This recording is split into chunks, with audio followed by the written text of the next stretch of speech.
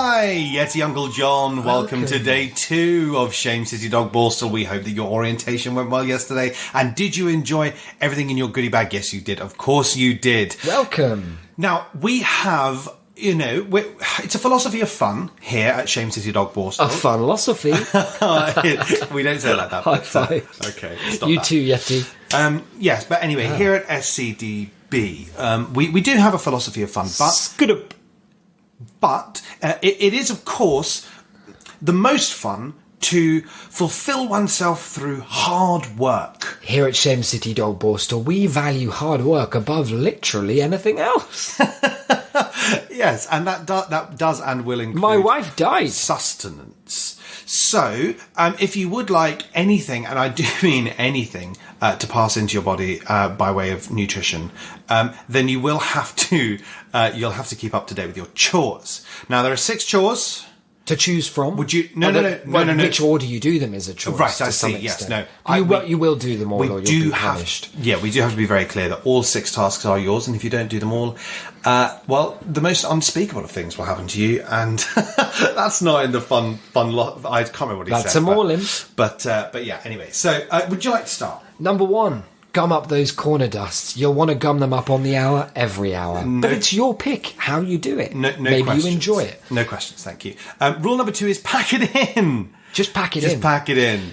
It comes alongside rule number 3, which is what you need to be doing, and you do need to be doing this a lot, is you need to sidle about. Yeah, don't be seen too much, don't be heard too much. You want to be at the edges. Just sidling. This building, you'll notice, is 90% edge. If we see you in the middle of the corridor... That's on site. That's on site. Let me tell you, you're going to get one hell of a batch of hounds after Our you. dog snipers are well trained, and they never miss. No. Number 4, not like that. Speaks for itself, I think. Number 5. Listen, when it's 7 p.m. or you know, it could be 8 p.m. On some days. Some days it's 7, some days it's 8. Now, depending on the mood or the moon, they'll both be up to you to discern. We're not here to hold your hand but on that not one. for you to decide. No, Just for you, sorry. No, yeah. Did it sound like I said decide? No, you did say discern, Okay. but I wanted to make... Because the tip of the tongue, the teeth and the lips. Yes. Well, discern. Yes, Yeah. yes. To sit in solemn silence in a dull, dark If you chose not to do it, I'd kill you. Yeah, or if you decided incorrectly between mood and moon, that I'd kill would you. frankly be it. He will do that. So, yeah, like we say, so at those times, on those days, in those moods or moons, your job is going to be to wheel on down to Kitchen Town and just to help out with the whole vegetable situation. That whole, you know, smorgasbord of... That whole thing. Homegrown fun. Say the word thing. As it pertains, as With it pertains to... dinner, you know, vis-a-vis with regards to the eating thereof of the dinner meal. Got that, Yeti Uncle John. Number 6. Not too much. Not too much. Not too much.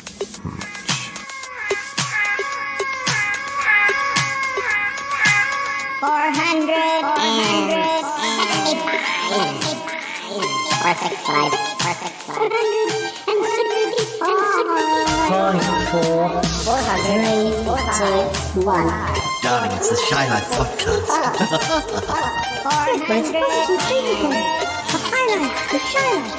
You won't find a cast of characters like this everywhere. Hello, Paul. Delicious.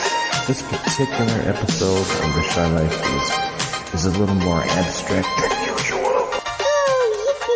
Okay, it looks like the hairy guy's ready to record. 3, 2, 1. Go Shy Yeti. Oh, I hope he hasn't found out my secret. Do you think he has? Hello and welcome to yet another episode of the Shy Life podcast with me, Paul the Shy Yeti. How are you doing? I'm all right. I'm pleased to be able to announce that our episode today is a Chatterbox episode. We haven't done one for a while, and we thought we'd join up and catch up and see how we all are. What's more, you know, there's been quite a lot going on here on the show, and I could do with a bit of company. Also, all of the company have been having birthdays, so we're going to run the theme music, and when we come back, we'll be here. Whichever ones of them turn up, Yes. All right. Let's do it. Run the theme music. It's time for my old buddy, old pal from across the channel, across the pond, Paul Chandler, the Shy Yeti. He's not that shy. Oh, it's the Shy Life Podcast. Yeah. All I wanted was a pie. And then I hatched out with an egg. Okay, bring the mic over. He's ready to record. It's the quiet ones you've got to watch, you know. Is it metaphorical? Is it deep? Is it deep? Boy, he's not all that shy as bright. Blimey, Governor, it's the Shy Life Podcast. If you thought that was bad, just listen to this. Oh, I can't wait. I can't wait for it to begin. It's the Shy Life Podcast. He's positively glowing.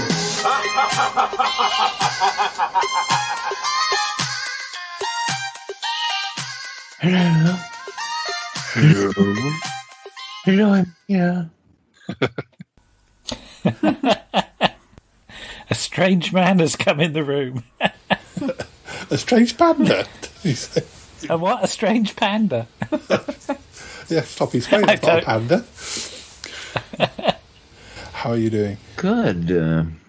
This is the first non-humid, somewhat comfortable temperature day we've had in like 2 weeks. And I feel very comfortable, and it's a godsend. It's been a bit mixed. There's been a bit of rain sometimes, and then sunny days, and days where it just looks a little bit sunny, and you go out there, and it's far too hot, and you want to come back. So I've had this week off, and I went to.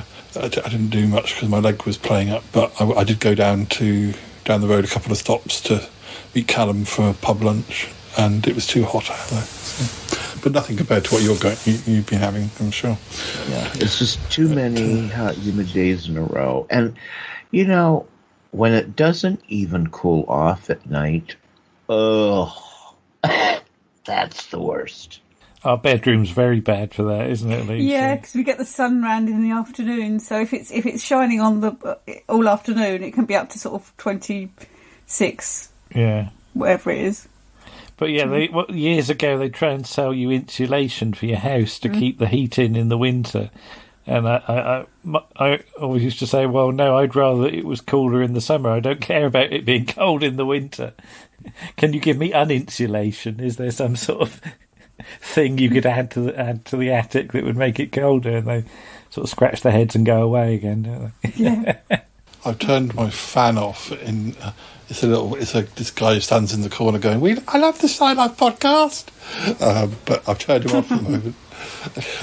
We actually buckled and bought a stand-up fan. Yeah, we've got one, a few weeks ago, didn't we? And the cats hog it. The cats just flop in front of it. Yeah. Yes. Yeah, Dealey's waiting for it to come back on, but I've turned it off because it picks it up. I've just been editing an episode where I must have had it on in the background, and it sounds like I'm outside occasionally. So I decided to dub some bird song over the top of it. So I thought if it sounds like I'm outside, I might as well add something even more to it and make it like I'm definitely outside. Why not? Well, speaking of extraneous noise, well, it seems to stop. I was going to say the music has stopped outside, I think. Yeah. But there is a dirty great fly flying around in here that keeps trying to land on me. So if it lands on the microphone, it will sound like there's a giant fly in the room. But I can assure you, it's just normal size. Does it have a human face? There we go. That was me doing an impression of a fly. Okay. Yeah, I will put my flies away now, right? Yes, I would. Thank you. Well, sorry, I'm feeling a bit punch drunk. So I wasn't feeling too well yesterday. I had a funny ear, didn't I? You did. But so I went to bed feeling all groggy. So I'm starting to get back to normal. That's good. So I'm going to be a bit more raucous than I thought. So I thought you might have to sort of excuse me, and I'd be all pale and wan in a corner, but I'm actually a bit better than I thought I'd be. So well, you're lucky I'm not drunk because Toby was feeding me gin and tonics earlier, and I haven't had any tea yet. So I had a big lunch. I don't really want any tea. Well, tea as in food tea, not tea as in cups of tea. Well, I must have been bad yesterday because I went to bed without a cup of tea, didn't I? And that's a sign I was poor. Yeah, I had to have a cup of tea on my own. Yeah, did you have a solo tea? I had a solo tea. Oh, dear. Yeah.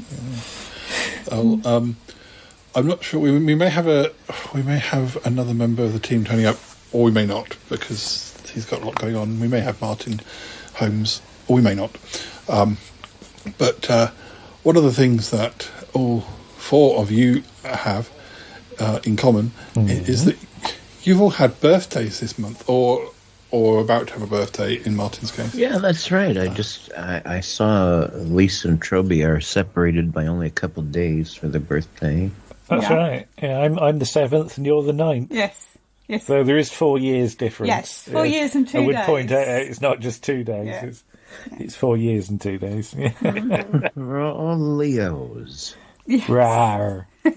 So you weren't meant to be, were you? No, Lisa? I You wasn't come meant to be a early, Leo. didn't you? Yes, I was very annoying and came 2 months too early. I should have been born in October. Yeah. So you were tiny, weren't you? Yes. How small were you? I was 2 pounds when I was born. So apparently the nurse could hold me up in one hand to show my dad. Good girl. So, yeah. You're more than £2 now, yes, are you? quite a lot more than £2. £2 was worth a lot more back then. £2 in old money. Yeah. Oh no, it would be new money then, wouldn't it? It would be new money, yes. We went decimal the year before. Yeah. Or the year before. I think Paul was a 20-pounder. He told me once. That's a bomb, isn't it? A 20-pounder. That's a bomb in World War II. Yeah. I was very expensive even when I was born. I was looking to see, because I was thinking that maybe I should celebrate my half birthday as I'm the only one here. I was just looking to see what you can do for a half birthday. But even though it's not my half birthday, that was 2 months ago. But even so, my nearly two-thirds or three-quarters birthday, I got here, happy birthday ideas, fun ways to celebrate with a half birthday party. Okay. It says there are many reasons to celebrate a half birthday.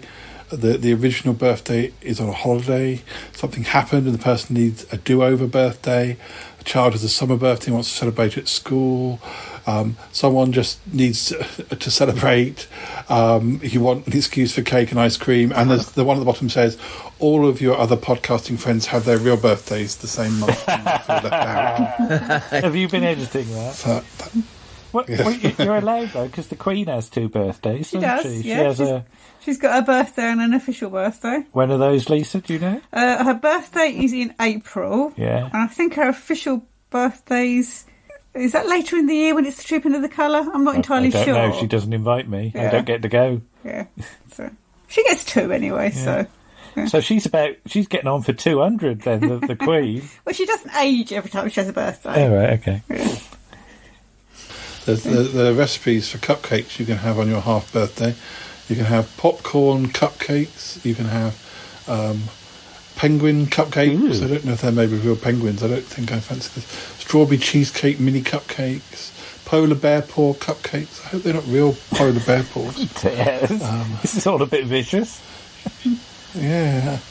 I don't get the whole cupcake thing. I think both the UK and America have been obsessed with the cupcakes in the last 5 years.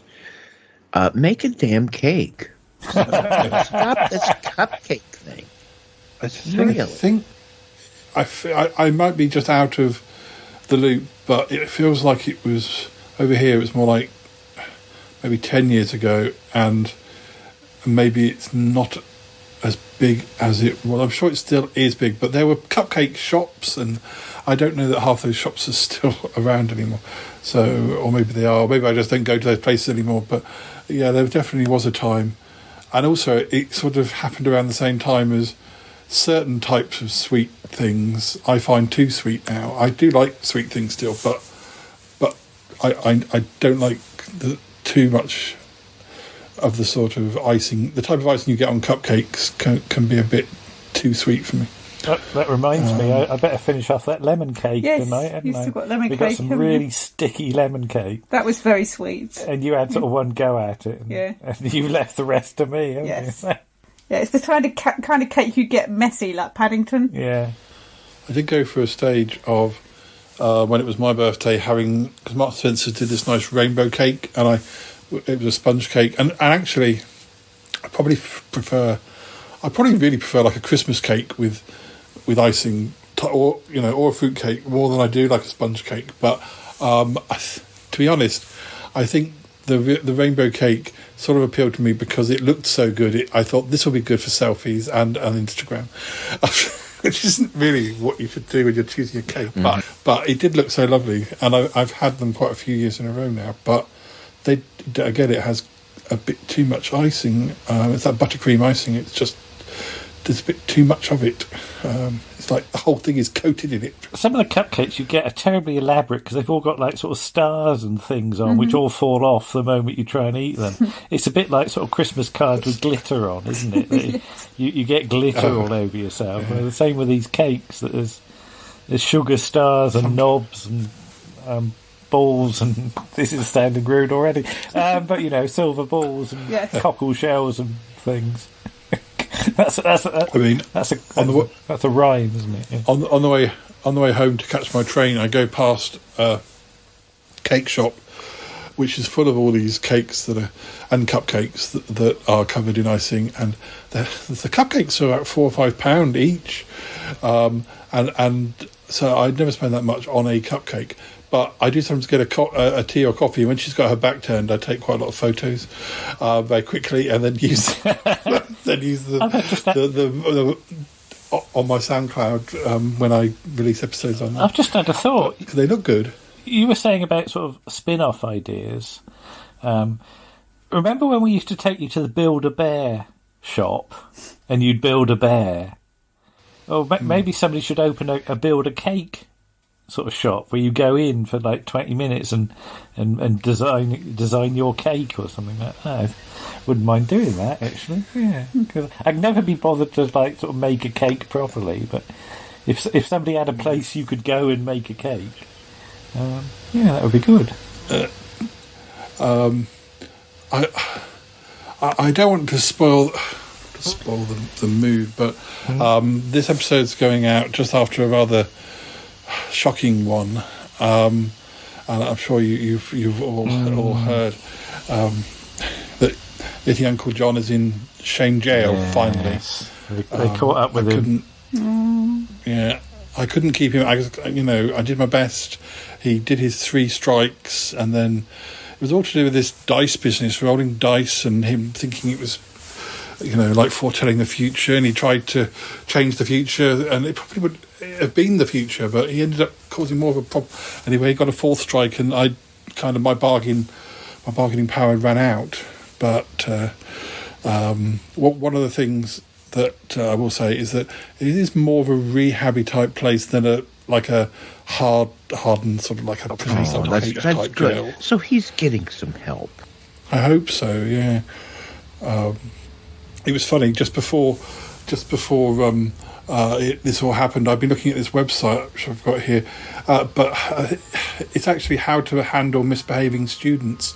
And I thought that maybe if Uncle John, could be classed as a misbehaving student. Well, certainly the first bit. I don't know about the second word. Yeah, but I just wondered if there was anything I could take from this. And there were things like step 1 is observe, resist the urge to jump in and stop the misbehaviour right away. Instead, take a step back and observe. Give yourself 30 seconds or more to upload into your memory the unwanted behaviour taking place. But it's happened so many times that I live with him, so it's sort of not quite the same as a student. But no, that makes a difference when you live with them. Step 2 is stop the activities. I suppose I should have said stop making computers out of cheese, Yeti Uncle John, or something. I mean that wasn't actually about. It was just a lot of Yeti Uncle John's things were good ideas that got out of hand, like doing magic with you, Toppy. It was a good idea, but what he wanted, the end result was always, to just irresponsible, or he just wanted to skip all the difficult parts. Is it that he bites off more than he can chew, or just he doesn't know when to stop? Is it? Yeah, he wasn't into the hours and hours of practice. No. I mean, I won't read the details, but it says stop the activity. Step 3 was wait. Send them back. I don't know what it means by send them back to their seats. It doesn't really work. It's just that phrase. Think about what you've done. You know, it sort of said, you know, and show your authority. I tried all that, but if Uncle John doesn't respect my authority, I mean, I hope that he sort of respect Toppy's authority, because he does seem to have a connection with Toppy. But even Toppy, he sort of tries to work his way round. Can I ask you a question about discipline? Yes. And I'll open this to everyone, because I think it's an interesting point that you've just raised. When I was at school, I do remember we had a metalwork teacher who he would how's the word? He would instill discipline in the students, but by getting out his special ruler. Right. Now, I don't know if you know your sort of Lord of the Rings and The Hobbit, but he'd christened this ruler, which was made of metal, he'd christened it Sting, and he threatened you with a slap across the palm of your hand with Sting if you were bad. So I just wondered if you had any memories of, like, sort of discipline at school. I mean, Lisa, you said you had a teacher that used to throw chalk or something? Yes, we had an English teacher that threw chalk at people and once a ball grubber. we all ducked when he threw the ball grubber. Yeah. He also threw his radio out of the window one time when he'd been listening to the cricket and it wasn't going the way he wanted it to. We were on the first floor as well, so... What about you, Paul? Did you just miss that period? Just missed that. Yeah, I don't think... and also... sort of had at the primary school I had sort of mostly female teachers, so I think it's usually men who lose it anyway. Or at least they were the ones that tended to go for that sort of punishment. But as I say, not really. I have had lots, because the weird thing is, because it didn't actually happen to me, because you still read about it, I do have sort of revenge fantasies for other people. I kind of think, it's like, is it not amazing that loads of school children, by the time they get to the age of 30, don't turn up at their old teacher's house and go, right, we're here to get our revenge for all the times you hit us when we were at school. But what about you, Toppy? What was sort of discipline like it when you were a student? Well, it was pretty light. I think when I was entering the schools, it was an era, a kind of a new era. There was something new happening, and it was all about allowing students to be themselves and to explore. And so one year I was in a school that was called the School Without Walls. Okay. And that meant it literally was a building that had classrooms partitioned off slightly, but there really were no walls. And the whole idea was that you were allowed to do what you were inspired to do, and you were supposed to be guided. And it was very 70s, very, very 70s. But that's the age that I entered public schools. And this followed an era, for example, that my parents were in, where there were pretty strict rules and regulations and punishments. But for whatever reason that the public school systems thought would be good, it was all dropped for this new free. It was almost like the 60s free love era spilled over into the public school service. And sure enough, a lot of our teachers were young teachers that had just come out of the late 60s, early 70s, probably hippies. And it was a really weird thing. And I got to tell you, it wasn't good for me. No. It wasn't good for me not to have structure. And that school without walls experience for me was kind of a waste, because really I needed the structure. And it's a good thing Shame Jail wasn't around at the time. There was absolutely no Shame Jail. Anyways, it's funny. I remember people had, discipline. Like if you were really in trouble, you had to go to the principal's office. Now, I never went to the principal's office, so I have no idea what happened to students who went to the principal's office. But that was like the worst thing that could happen to you, is that a teacher sent you to the principal's office. Because all I know about that is like from Charlie Brown, Exactly, yes. It sounds like how schools were for you. I think there were schools in the UK, but they were like particular, like independent schools, and there were only like one or two of them. And I think the 70s was pretty bad for punishment. Like, a year or two before my time, sort of thing. But I have heard of schools a bit like that. But I mean, not so much at primary school, but most schools in the UK from the age of 11, you have to wear school uniform, and you never see uniforms in schools in American obviously I only really see the TV side, but you don't see people wearing uniforms in schools in America. Well, really, I mean, if you went to for example, a Catholic school in America, you'd probably be in a uniform. A uniform for a boy, a uniform for a girl. But other than that, no, that was all done away with. That was all gone. I remember the elementary school I went to had an entrance in concrete. Above the entrance said boys, and there was another entrance in the concrete that said girls. That was all done with. All of that was done with by the time I went to school. We all just congregated and went in the same damn entrance. And it was just an experience. The 70s were a really experimental era, at least here in Pickle Hollow.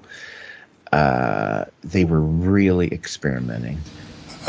Andrew and Lisa, what were your schools, mixed schools or boys' schools or girls' schools? Oh, I've been mixed all the way. Yeah. Mine was mixed. Yeah, because but then yours was different to mine, wasn't it? Because I went to first school, middle school, and then sort of senior school. So I had three schools. You only had two. I had an infant and junior school, which was sort of joined together, and then I went to senior school when I was 11 till I was 15, 16. Well, 15 I left. So it's just a different way of doing it, isn't it? I was only in a mixed school at primary school, and then it was all the schools I was at were all boys' schools. Sorry, we're getting a.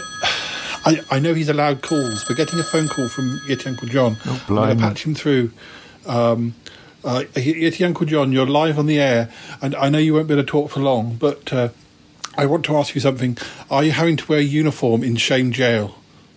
What's going on? Am I live? Oh, hello.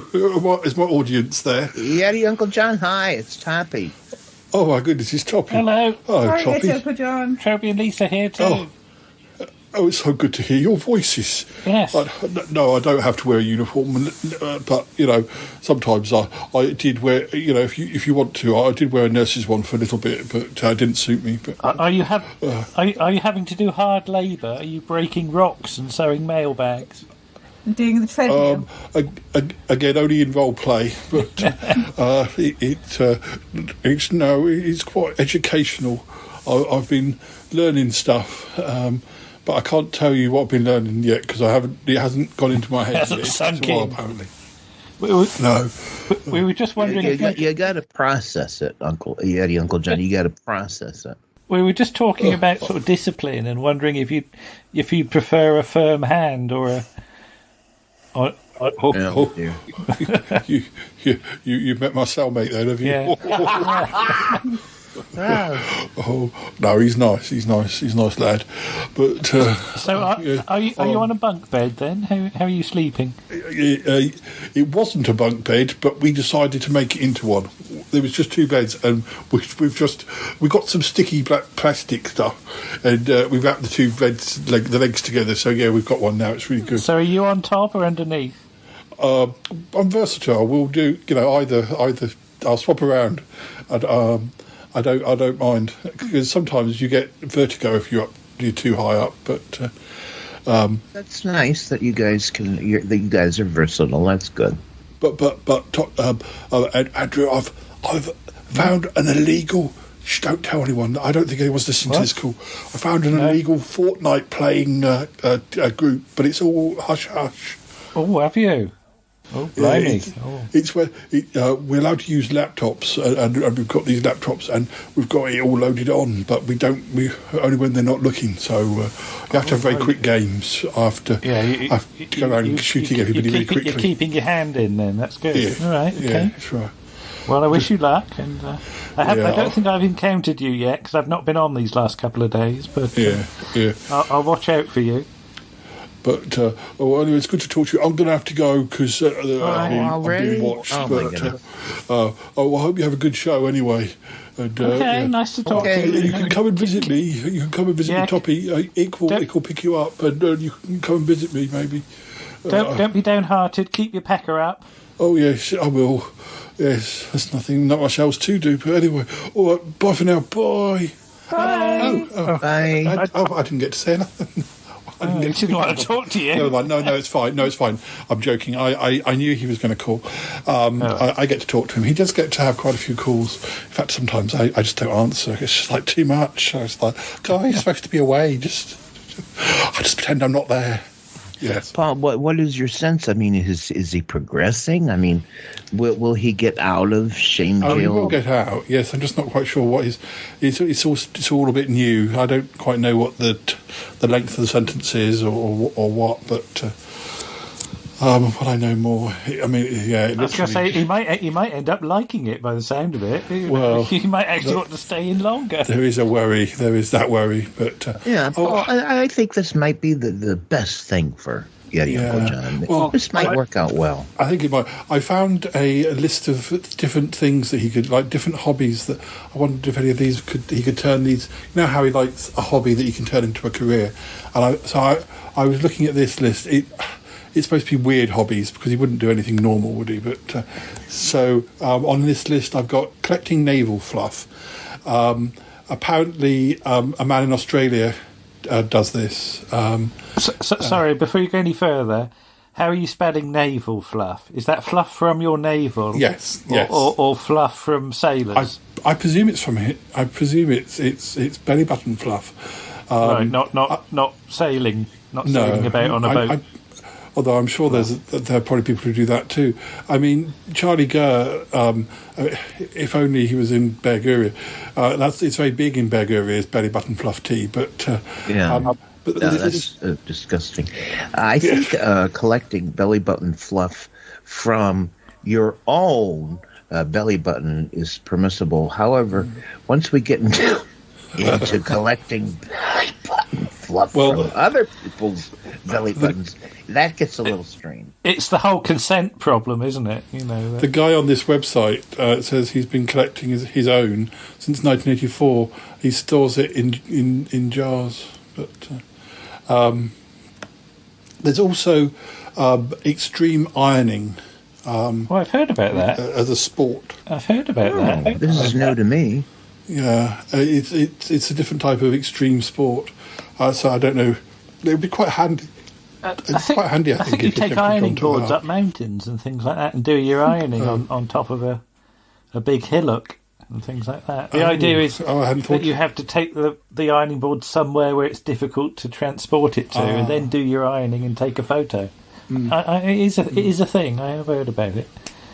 There's another one. Apparently, this is a hobby in the States.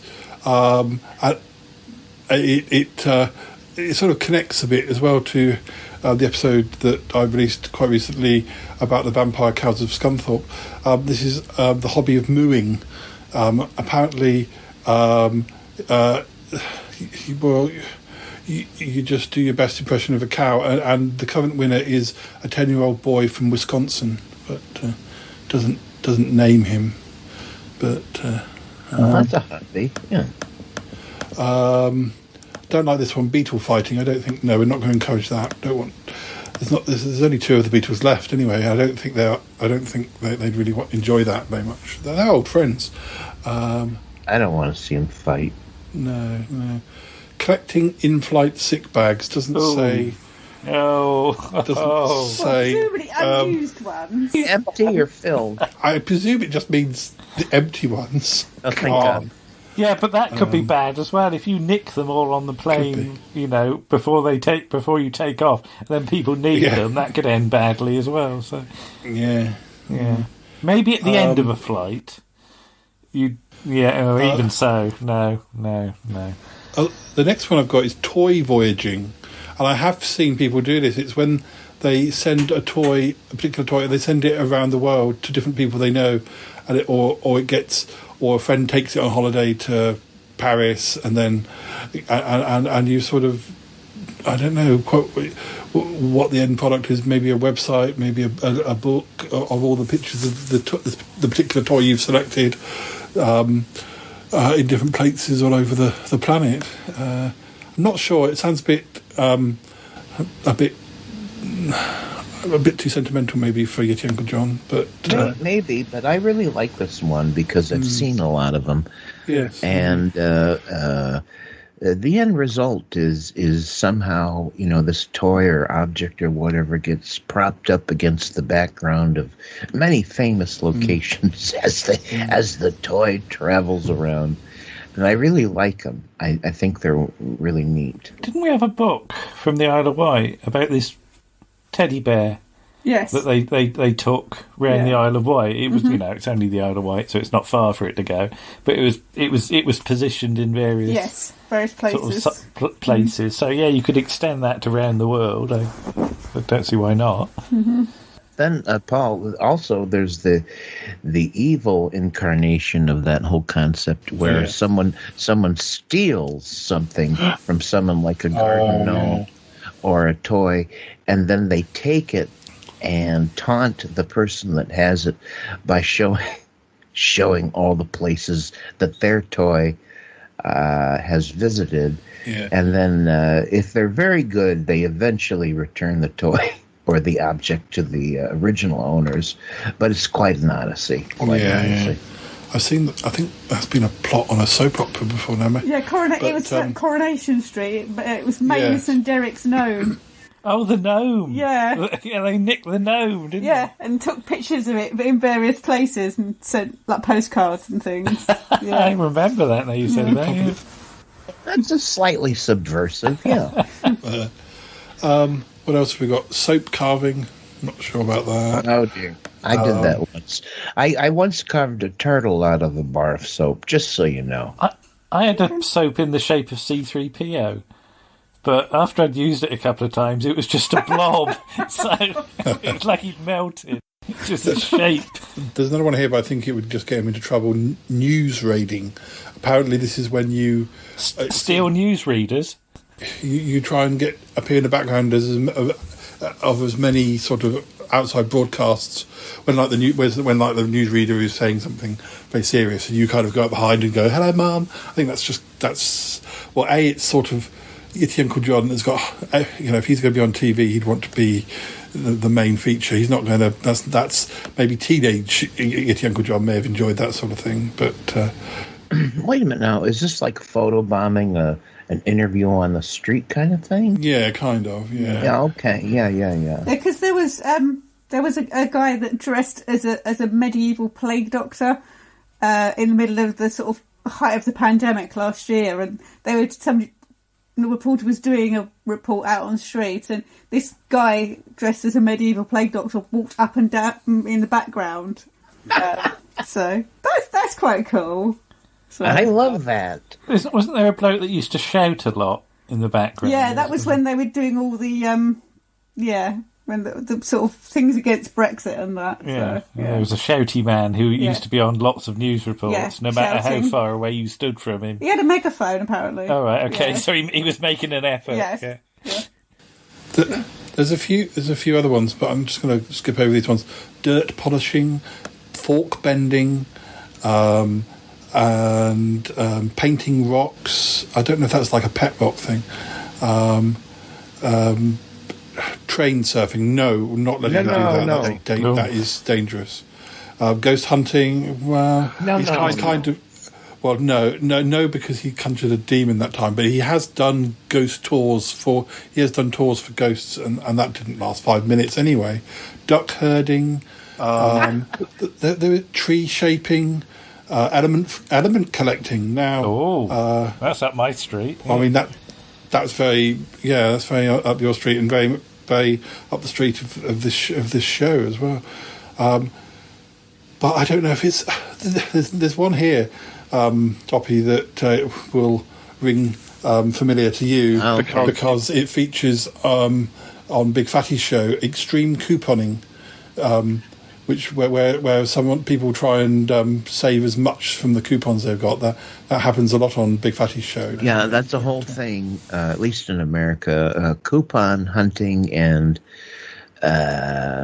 it's more than a hobby. It's a way of life. I don't understand it, but I could never spend the time that these people spend couponing. It's no, please, no.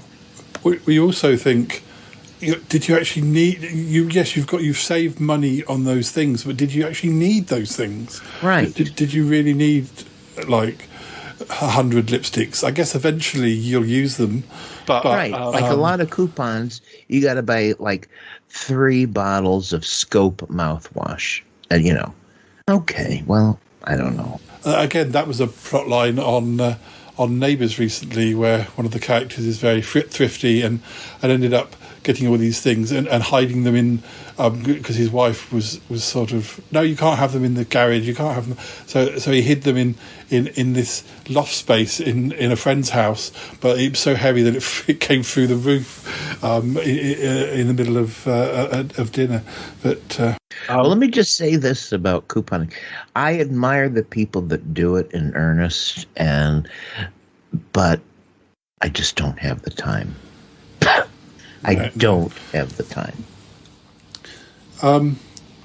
Now, moving on a bit, we've got a quiz coming up, but I because it's your birthdays, I want to tap into the, as you know, we have to play a little flashback to an old episode, and I want to what I'm going to do is type in your names into the Shy Life podcast magic website, and the first episode that comes up, inspired by the search of your name, will be the clip. Will be the episode that I put a clip from. So.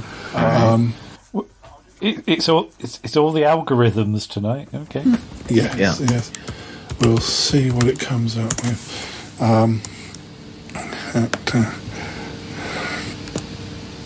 Right, it's just doing its thing. And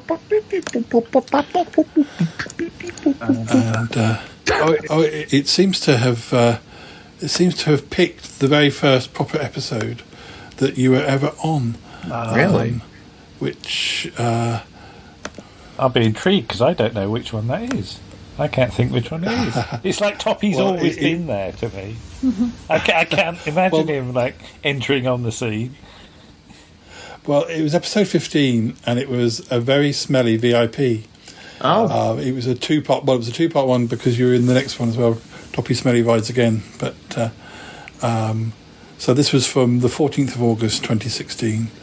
So we'll play which is, that's funny, that's today. 14. Well, we're recording on the 14th of August. So, yes, this is exactly 5 years since this episode was released. Yeah.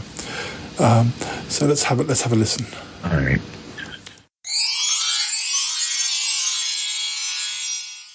Hello and welcome to the Shy Life podcast. My name's Shy Yeti, and I always listen to the Shy Life podcast. Yeah, I mean, I have to. I edit it and record it. I have to listen to this thing. Oh my God, it's driving me crazy.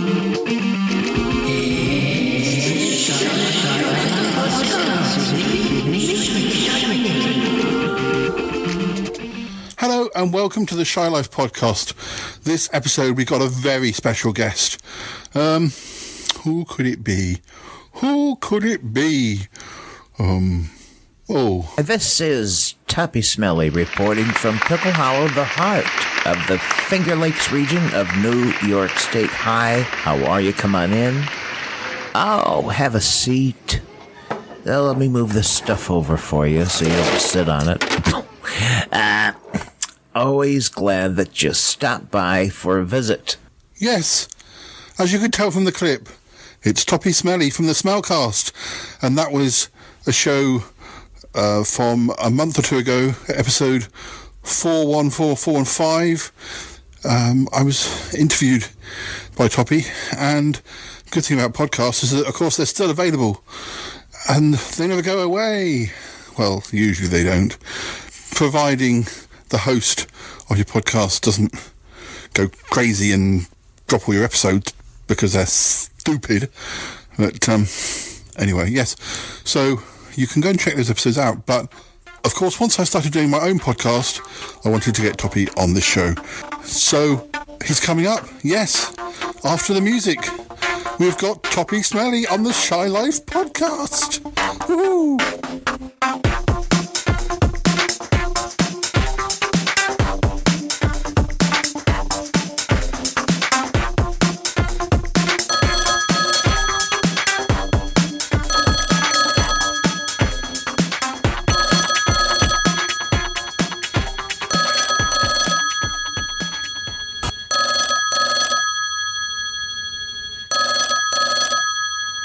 Hello? Hello. May I speak to Papa, please? Hello. Hello, are you the man from, the Mr. Toppies? Oh, yes. He told me to say, sorry, this is Yeti Uncle John, by the way. I'm acting as his assistant tonight. I've heard you on on Paul's podcast. Yeah, you're Uncle John. Yeah, thank you. Yes, that's right. He's in the bath. That's what he told me to say. I see. Well, I mean, this is a fast. And now I didn't realize that you lived there. Well, I've come in specially because he knew that you were going to be calling, and he wanted to look his best to have you here. That's right. I see. Well, this is an honor to talk to you. Now, on whose is it? Paul's mother's side or father's side? How are you related? To be honest, we're not too sure. We've never been that certain quite how I'm related, but we definitely are. It's the Yeti side. I think it's the third side of the family, the Yeti side. I see. Well, I do have a couple questions about that. Oh, yes, please. Well, I mean, okay, the Yeti business. Now, I know Paul has sort of like, I don't know, I think the cool kids call it a handle, you know. Paul has a handle, and he calls himself the Shy Yeti. But I'm somewhat.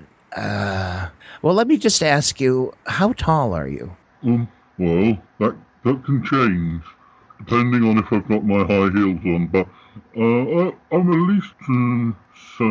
Well, sometimes I'm 7 foot in the morning, but sometimes at night I've gone down to nearer 6 foot. It's very odd, really. Oh, well, that's Sounds like spinal compression. Well, how big? Let's I don't need to get personal, but would you mind telling me your shoe size? Just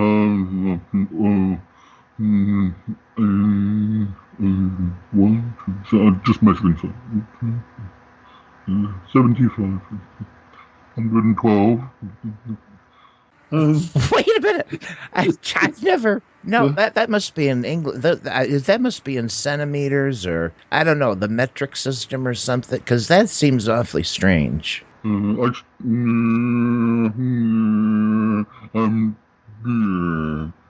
does change. It's changeable. Yeah. Okay.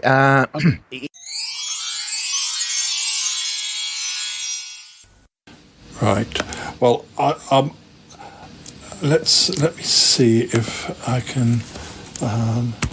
Let's search for something involving Lisa. I know you often appear to get but. Well, she's done it on her own before. I know that much. She did it on her own this afternoon with Warren. I had to go upstairs. I just hope you didn't sneeze in the background. Yeah, I was going to say I am on there because I sneezed at one point. I didn't hear you sneeze. All right, I did. But if you listen carefully, you can hear me go chew in the background, just to sabotage it. Okay. Oh, here we go. Well, this episode is from September the 12th, 2019, and it kind of it sort of includes all of you. We'll say this is Lisa's one, but we'll do. But it does involve Andrew, Lisa, and Martin, and it was episode 281, ART with the RTA gang, which was us talking about illustrations and art and comics and things. I think it's one of Martin's sort of maybe one of his first episodes. Yeah, that's quite an early one. Or at least on the Charlotte podcast anyway. So let's have a listen to, and I'll make sure I choose a clip with where Lisa's speaking.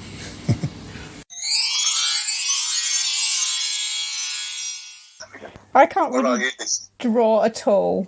I said to you, because I really liked the numbskulls when I was a kid, and because there wasn't enough of the comic strip out there, I thought I'm going to write a story. Then I realised it wouldn't really work because I couldn't draw the pictures, which is the whole point of the cartoon. To go with it, I did once when I was at junior school. We had to do a project, and for some reason I chose canal barges, which is possibly the hardest thing ever to draw. So no, I had no aptitude for art. I didn't do art at big school at all. Not after the first couple of years. Right. Well, you sound so young there, Lisa. You were all small. I still am. Let me see. Let's do a clip for Martin, even though he's not here, as it was his birthday around here too. Of course, we still have the problem with. I really need to persuade either Martin or Martin to change their names, because it's so difficult having two Martins on the show. But the one that's come up is from November last year. It is one of our, I believe this is his birth year, 1964. So it seems fitting, as we're talking about his birthday, to do a clip from the year the world got groovy, episode 388, where we talked about the big hits of 64.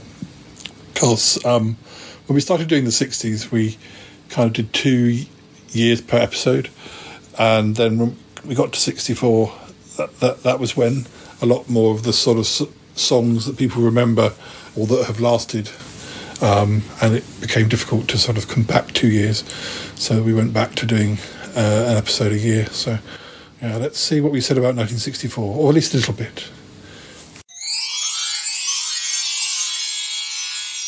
In 1964, I won't say the names of the songs yet because we may come to them as we're talking about big songs, but it was also the year when Paul McCartney particularly was writing songs for other people who then had hits with those songs that the Beatles didn't necessarily do or didn't do as main tracks.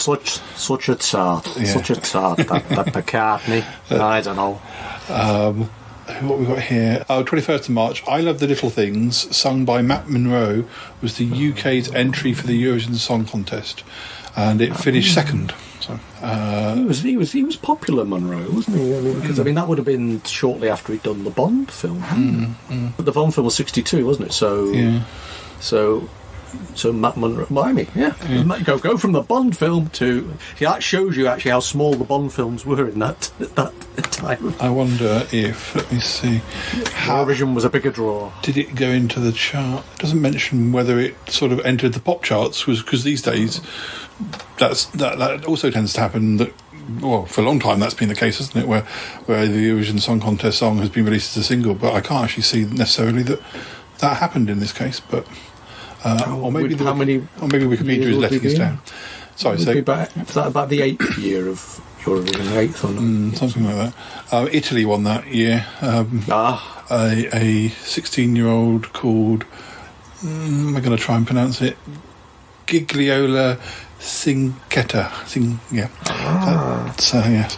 That would have been. That would have been the era when Italy was terribly trendy, wasn't it? Because you've got Roman Holiday and all that sort of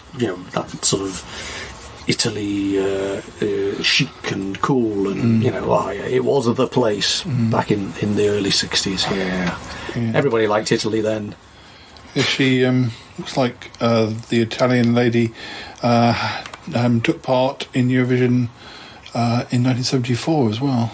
Which is not a good year to be trying to compete against ABBA. So she didn't win that time. No, she's still alive. She's from Verona and she's now 72. So she'll be in next year's show. It's like bungee people. I mean, there are people who've done it, isn't there? With 10 years apart. It's because obviously Cliff, the very Cliff. Yeah. So ABBA never went back, did they? One hit wonder. They couldn't find another song.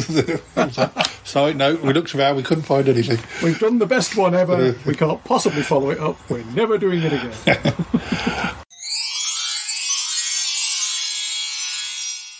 Let me find something for Andrew that he was part of. A fly's landed on my face. Get off, fly. This fly wants to be part of this episode. Go away. I'll shake my fist at you, fly. Don't think that's going to make any difference. Bzzz. That wasn't a fly, that was me. In a little fly costume. Okay. Beating me wings. Right. Okay. I've found an episode involving... again, it kind of involves you both, Andrew and Lisa, but it's episode 238, Tales of Randomness and Nostalgia, from March the 22nd, 2019. Apparently, I asked you some random questions. I can't remember what these questions were at all, so we probably need to have a listen. What type of tree killed Albert Camus? Or Camus? Well, he was a philosopher, I know that. Right. I've never heard how he died. Wasn't a stupid death. It should have been a stupid death on Horrible History. That's how I find out how most famous people died. Strangely. I'm going to say laburnum. Laburnum? I don't know. I'll say beech as in beaches. Okay. I'll go for oak then. Just okay.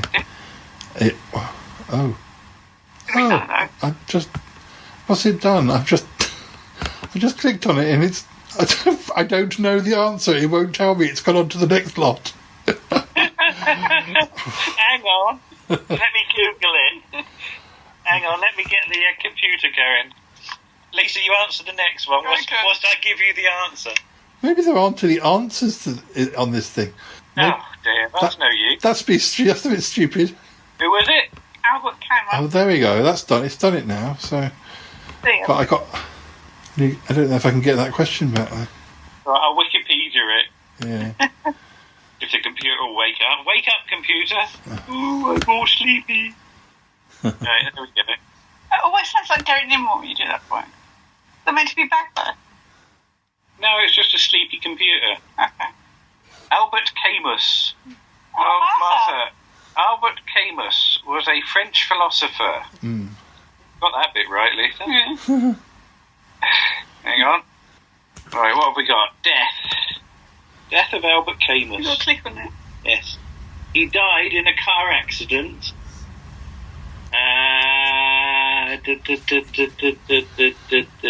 What? What's that got to do with trees? Did he hit a tree? In his coat pocket was an unused train ticket.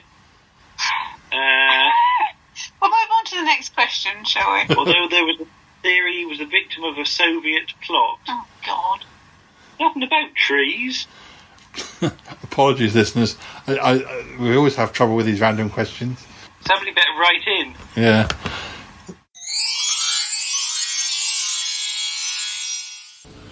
Well, there we go. Well, I think that was an intelligent answer there to that question, whatever it was. I think it's probably time for a quiz. Now, I'm using the quiz site that we usually use, and as we know, when we choose a subject... it's the one that lies about what the subjects are.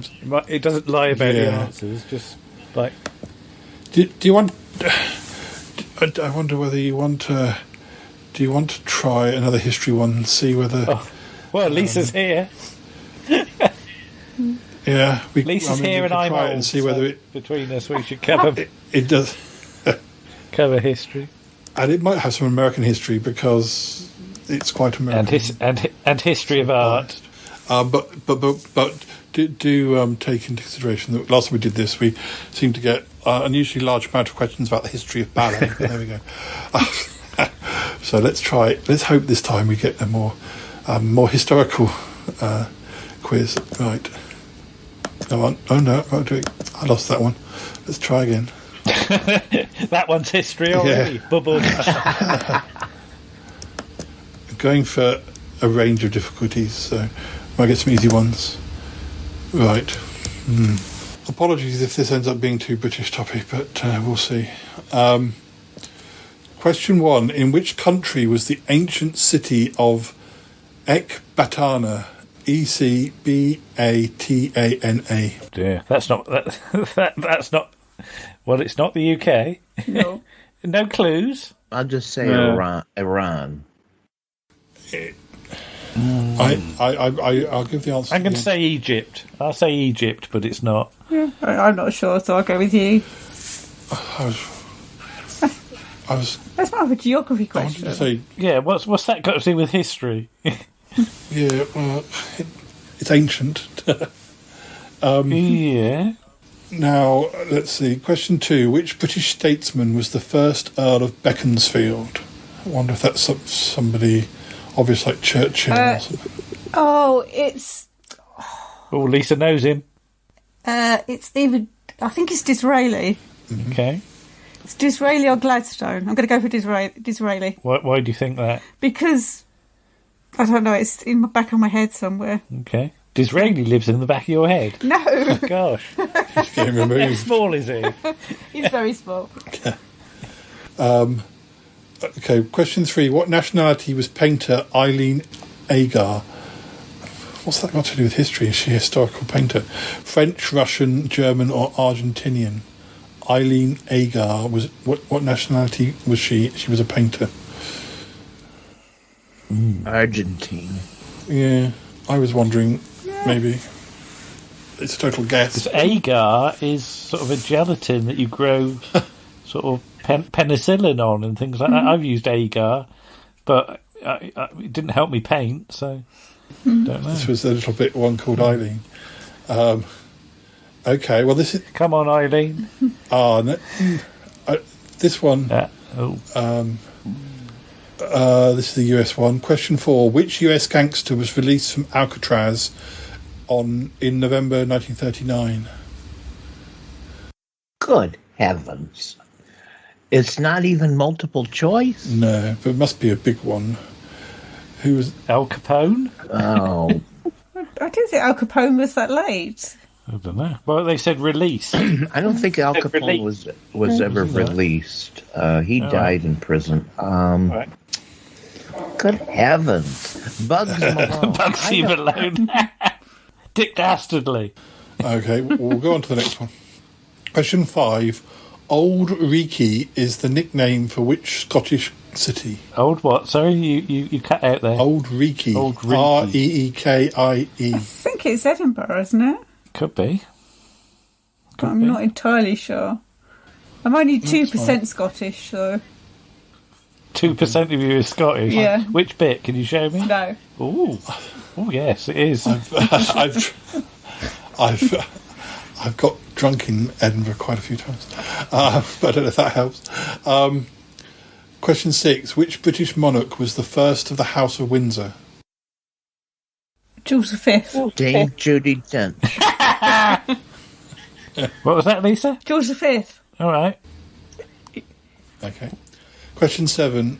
Di Elian was an important figure in which country's ballet? Ballet, yay! Russia, China, Japan, or South Korea? I think we should just say Russia.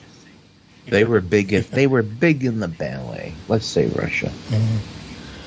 I mean, otherwise I'd have said Welsh from the name, but there's no Welsh. Question 8. In Greek mythology, who was rescued by Perseus after she was chained to a rock by the sea as a sacrifice to the sea monster sent by Poseidon? Damn. Oh, Andromeda. Andromeda? I think so. Could be. It's in Clash of the Titans. All right. So... He rescues her from the Kraken. All right. Okay. Question 9. You won't believe this. Which Prokofiev. Ballet. Yeah. shares its name with a well-known Disney film: Cinderella, Pinocchio, Sleeping Beauty, Snow White and the Seven Dwarfs. Sleeping Beauty. Yeah. Well, at least we know the answer. It's not really got anything to do with history. Perhaps they None of this is history, apart from the fact it's things that happened in the past. Perhaps they think the Disney films are autobiographical. They all happened. Maybe they did. Question 10. Which British monarch founded the Order of Merit? Dame Judi Dench. The Order of Merit. I'm not sure how far back that goes. I'm thinking Victoria. Yeah, we'll say Victoria. It probably was something. Okay. But... Question 11. Which bank had the first ATM machine in Britain? Good heavens. I know who bloody operated. Yeah. It was Reg Varney. Yeah. Yeah.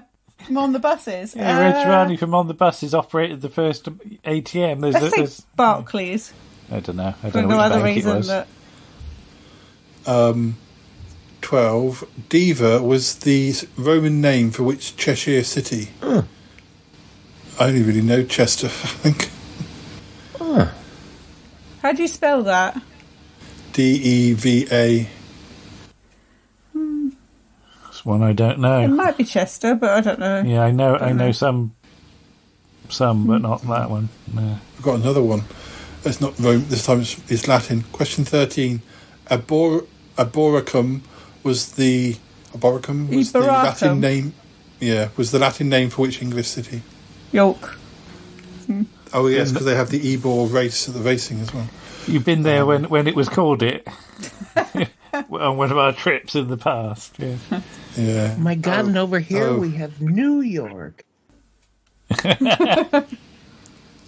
Yeah, you've copied all of our. Not you personally. I don't blame you, but if you look at the map, there's so many towns and cities, UK towns, Birmingham and all that sort of thing. Question 14: which ballet did Fokine choreograph to numerous Chopin compositions? La Sylvide, Swan Lake, La Bayadere, The Firebird. Well, The Firebird's Stravinsky, so because it was on the proms last night. I've forgotten what they are now. Yeah. La Sylvide, Swan Lake, La Bayadere, The Firebird. The first one makes me think of Old Man Steptoe when he's seeing what's on the telly. He reads out, Les Sulfides, dirty devils. I have no idea. I don't think it's the last one, and I don't think it's Swan Lake, but out of the other two... Well, let's channel Steptoe then. Go for the first one. Question 15. In DIY, which company licensed and produced the portable workbench, the Workmate, in the 1970s? What's that got to do with history? History of carpentry. What? That's Black & Decker, isn't the it? history of carpentry. Black & Decker Workmate. Yeah. The Black & Decker Workmate. We just know that from adverts. Yeah, let's go with Black & Decker. Question 16. The ceremony of the keys takes place each Tower of night London. Which London landmark? This is an American one. Question 17. What was the name of the speech delivered by Martin Luther King Jr. in Washington, D.C. in August 1963? Oh, dear. I Have a Dream? Yeah, I don't think a speech would have a name, but that probably is. People do say the I Have a Dream speech. So, yeah. Question 18. What was George Balanchine's birth surname? Balance, Balanchevadezi, Balansikov, or Ball? I don't even know who George I don't even know who that Balanchine is. Who is he? Don't Is know. he just some random bloke that's wandered in? Guy called George. Balls. Yeah, let's go with that. Two more questions. We need more balls on this show. Question 19. Sir Edward Berg was the first husband of which wife of English monarch King Henry VIII? Dame Judi Dench. It's Catherine Parr. Okay. The last one. Question. Yeah, question 20. In which US state was the Harley-Davidson motorcycle company founded? Damn. San Francisco. No, that's not a state. That's not a state. California. Yeah, California. Let him in. California. All right. Let's get some answers before I press the wrong button and lose it. Oh my God. I think you've got the first question right. In which country was the ancient city of Ekatana? It was Iran. Bloody hell. Oh, well done, Sophie. Definitely said Pure luck. Which British statesman was the first Earl of Beaconsfield? Was Disraeli. Right. What nationality was the painter Eileen Agar? It was Argentinian. Christ, we're on a roll. Which US gangster? It was Al Capone. Hey! Wow. There you go. The Old Reekie is the nickname for Edinburgh. Christ. Can you remind me what you said as the first monarch of the House of Windsor, Lisa? I think I said it was George V. That's right. Whoa. That Dialien. Dialien, what, the well-known Welsh alien? Welsh ballet dancer. That was Japan, not Russia, but that's fine. Okay. In Greek mythology, who was rescued by Perseus? It was Andromeda. Mm-hmm. That Prokofiev, the ballet by him. No, I can't say. Prokofiev. It was. Bless you. Yes, it was. It wasn't Sleeping Beauty. It was Cinderella. Oh, right. I think we got that one wrong last time. Yeah. And the British monarch who founded the Order of Merit was King Edward VII. Oh, close with Victoria.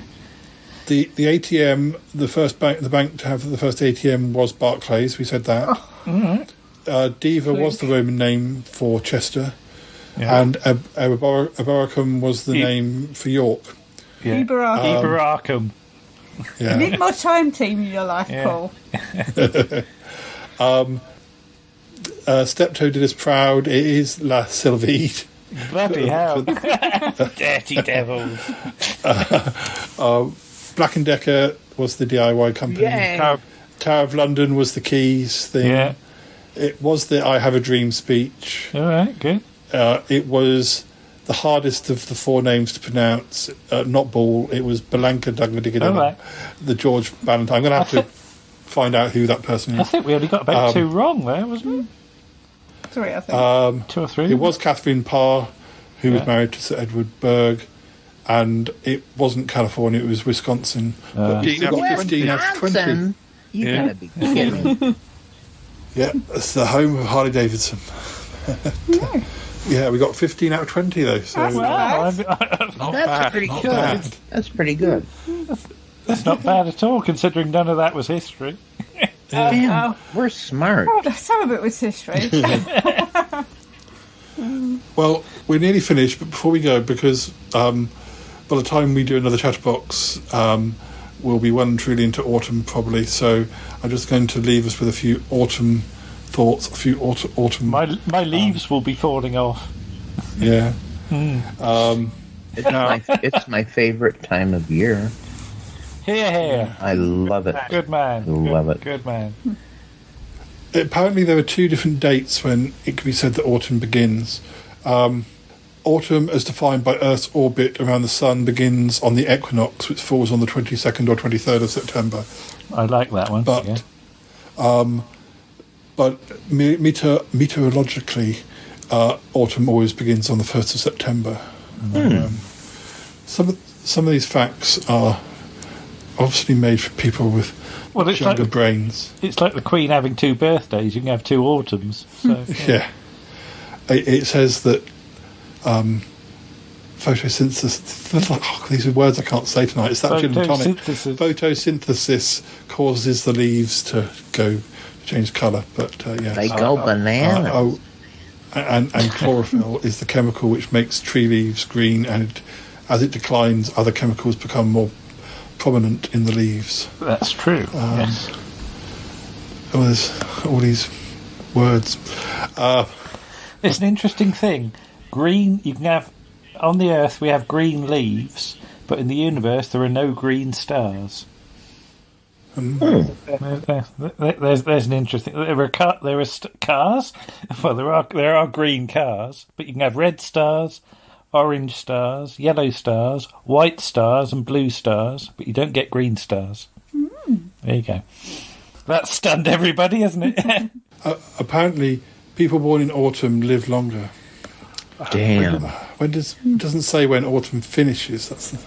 So I don't know whether I count as winter or whether I'm autumn, but I don't think I'm going.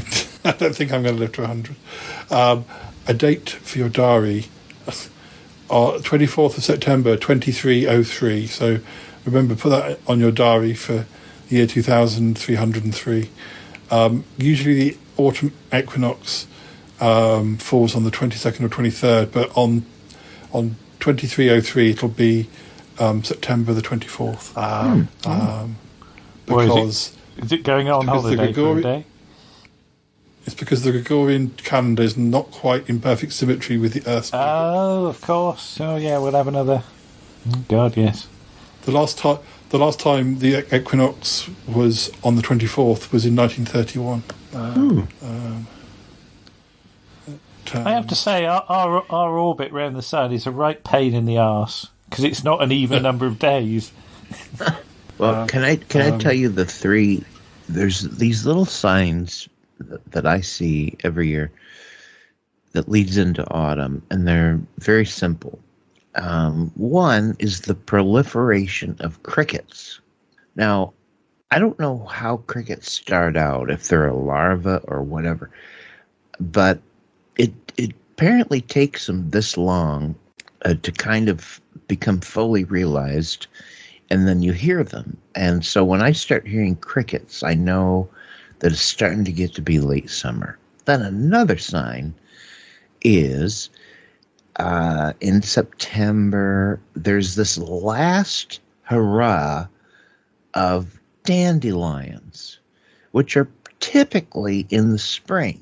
But for whatever reason, there's this batch of dandelions that like to come out in late summer, early fall, and there they are. And you know, when you see those late dandelions, it's fall. And then the other sign is the monarch butterfly. You start to see them a lot around here in September, and And when you start seeing them flying by, you know, okay, summer's over. Yeah, we're getting into fall. Those are the three little signs I'm always attuned to. Interesting. Oh, sorry, we've got the phones ringing again. Yeti Uncle John again. What? Yeti Uncle John. Hello, Yeti Uncle John. We're still live on the air. We're just finishing. Oh, sorry, Paul. I just wanted to let you know, whenever you come in next time as a visitor, could you bring me some goodies? What? Not the TV show? No, Paul. Food. Like I want. Can I just give you my shopping list? Do we have to do it now? Oh, yeah. I've got to. I've got my last phone call until you come next time. Okay. Just note it down. All right, I'm noting it down.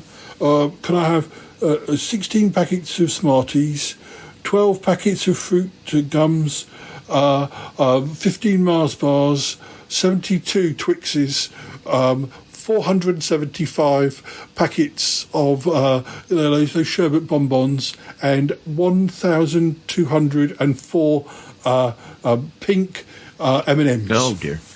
Well, Paul, ask him if he wants me to make my special file cake. Well, I don't, we can't joke about things like this. No, I suppose not. Topping. Kitty Uncle John, I'll do my best. I can't guarantee those numbers. Do you want to say goodbye to the others whilst they're still here? Oh, yes, I will, Paul. Yes. Goodbye, Toppy. Goodbye, Andrew and Lisa. I hope you'll come and see me soon. Paul. Yes. Bye, yes, Uncle John. Cheerio. What did you want?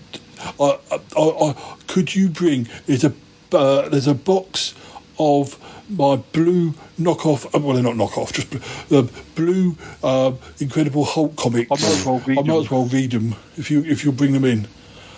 I'll bring them in. I might get some of. I might better sell some of them around the guys. Oh God, this doesn't sound a good idea. All right, got to go, Paul. And he's gone. Sorry about. Do what you're supposed to do. Oh, there's no hope of that. Where does he want all these sweets? Is he? Because you've seen Porridge, haven't you, Paul? You know about prison life, and in Porridge, I always got the impression that the currency in prison was cigarettes, wasn't it? Because they used to call it snout. They used to trade for things in cigarettes. So is he in a place where they're trading in like sort of sweets and things?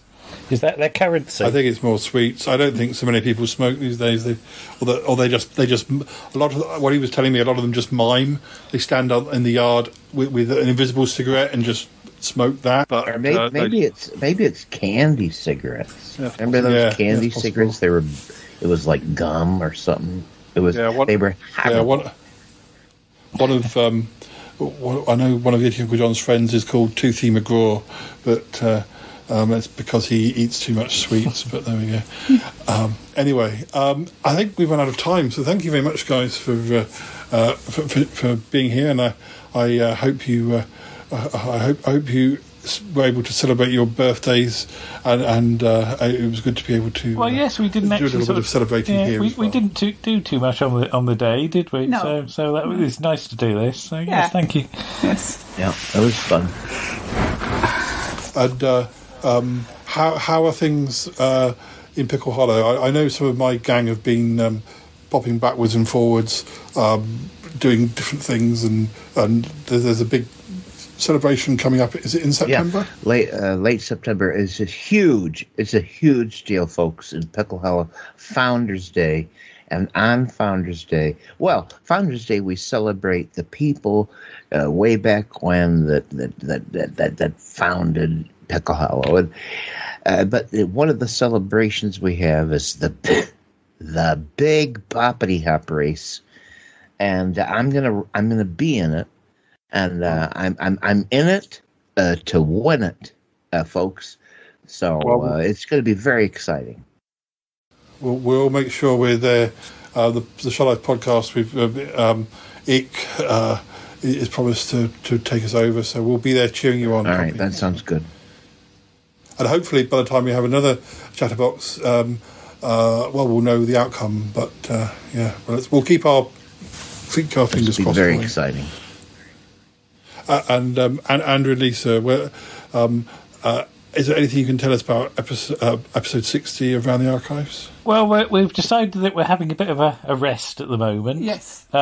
Which is quite good for us. I think we could benefit from that. But we are still appearing on other people's shows at the moment. We don't seem to have got out of doing other people's shows.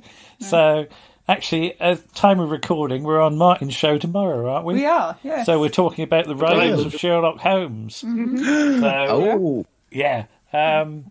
So that's, obviously, by the time this gets broadcast, it'll have been and gone, but you'll be able to listen to that as the podcast version. We thought we were going to run out of speaking, didn't we? We thought we were going to underrun on that when it turned out to be about 15 minutes over, so we had to do some editing on it. Yeah. So, weirdly, our blog has had its best month ever, even though I haven't put anything up on there since May, and all the traffic on the blog has come from France, hasn't it? Mm-hmm. So we think we're some sort of inspiration to some artistic movement in France, as far as we can tell. So there's all these people going around sort of doing paintings of us or something. That's all I can think of. They're probably into ballet or something. Yeah, that's true. Yeah. They probably have a name which I can't pronounce. Anyway, hopefully we'll all be able to get back together and do another Chatterbox soon. Oh, definitely, yes. It's been good. It's been good to catch up, and I think you've managed to cheer me up a bit about being able to actually be here when your Uncle John called and stuff. It's been quite trying few days. But, maybe they'll, after he gets out of shame jail, maybe there'll be a halfway home for him. Do you think? That usually generates good plots. Certainly on Prisoner Subrogation. Yeah. But there's usually a murder or two. But anyway, I'm just thinking of ratings and listeners. I'm just trying to make it as exciting as possible. Yeah. Okie dokie. Well, thanks again, and thanks for listening, listeners, and we'll be back in soon. Bye-bye. Bye-bye. Bye for now. Bye. Oh, boy.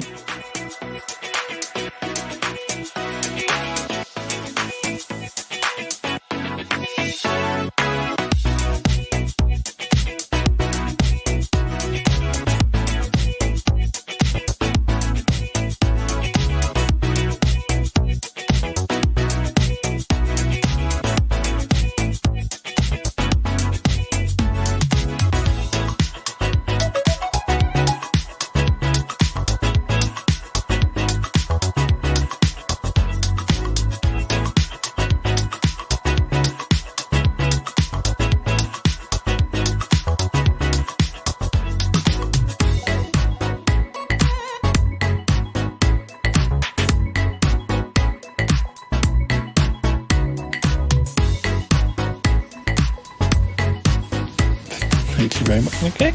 Oh, Dealey's all curled up on the back of the sofa. He is properly asleep. Was that Martha wandering up and down, giving a hint? Yes. I think Martha's going, it's time for tea. Yeah, she's still got some turkey left from Has she earlier. got turkey? Yeah. No, she's not eating it all. No, she wants some mogget. Oh, mogget time, is it? Yeah. Oh, it is, I suppose, yeah. Mm.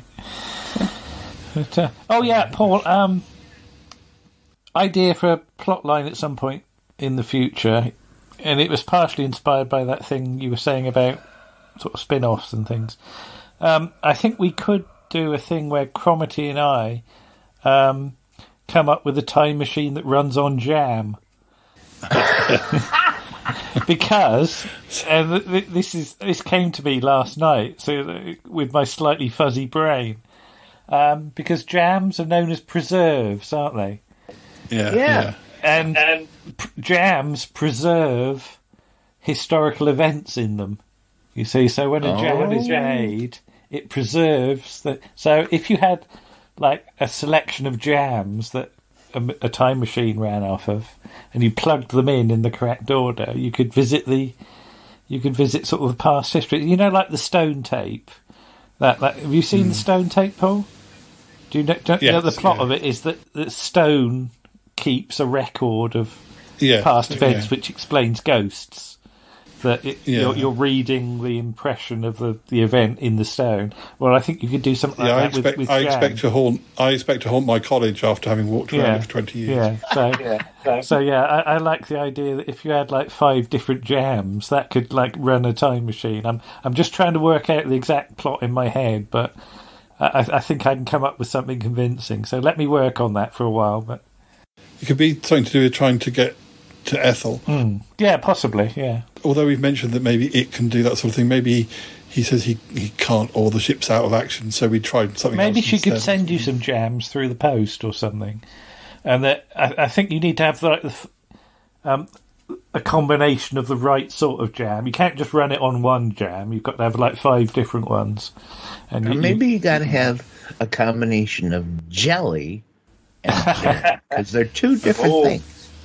Yeah, that's an idea. Yeah, it must be jelly because jam don't shake like that. I believe the expression, isn't it?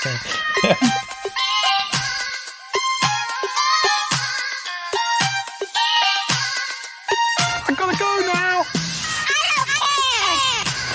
Bye. Gotta go. Bye. Goodbye, goodbye, goodbye, goodbye, goodbye, goodbye. This show is part of the Pride 48 network. Find more shows over at pride48.com. Oh dear. What's going on now? Oh, it's the Shy Life Podcast. Let's go. I have a voice. I have a voice. You have a voice. You have a voice. We have a voice. We have a voice. Unique voices in podcasting. UnivazPods.net.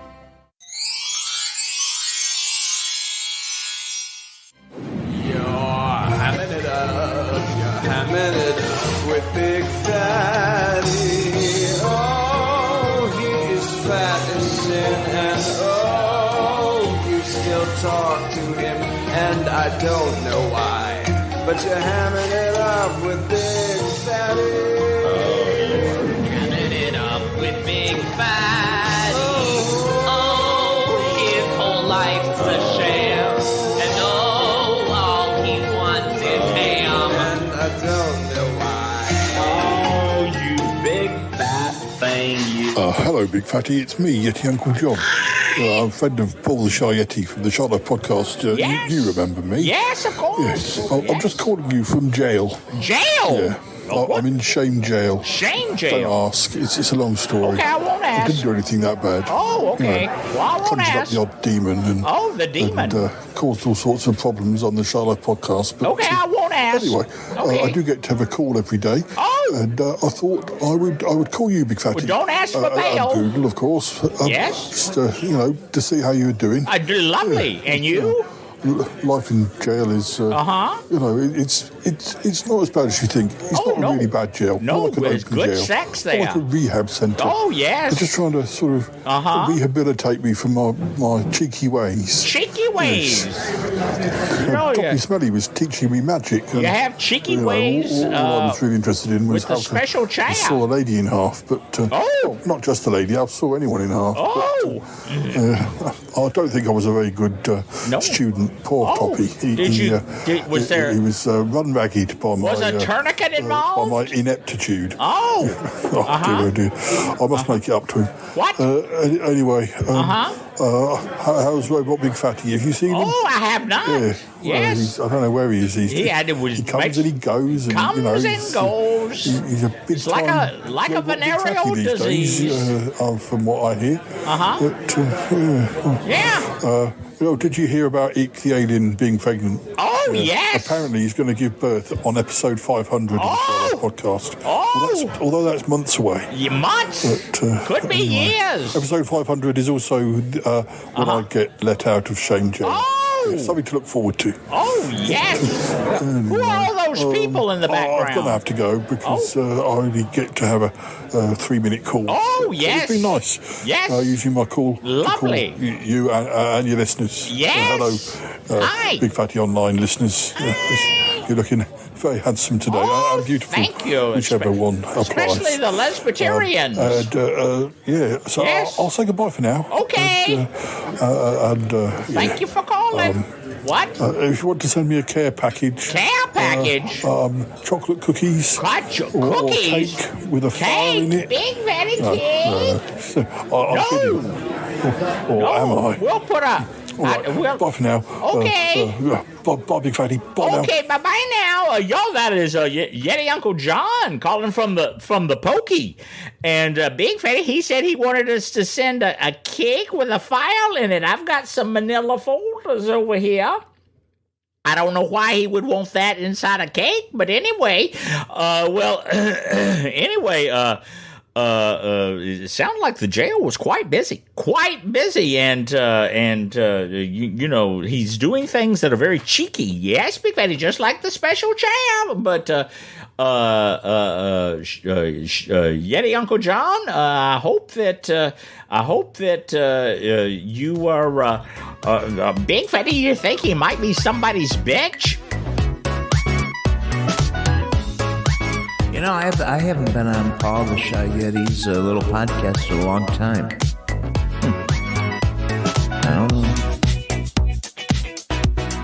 I don't know. But sometimes this show is really weird. Better make our excuses, make tea, because I missed my tea yesterday. You did miss your tea. You're not having 2 teas tonight. I'm not having 2 teas to make up for it now. Teas in stereo.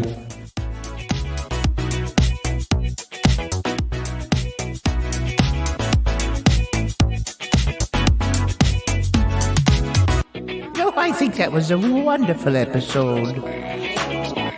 Wow, that was a good episode.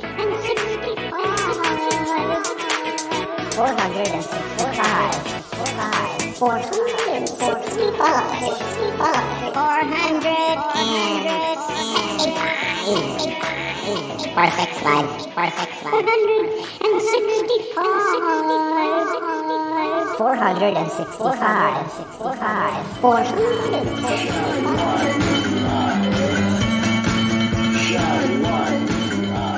Speak to you again soon. Yeah, speak to you soon. Yeah. Okay, bye. Bye for now. Bye-bye. Bye-bye. Bye. Bye. Oh, Deals, where are you going?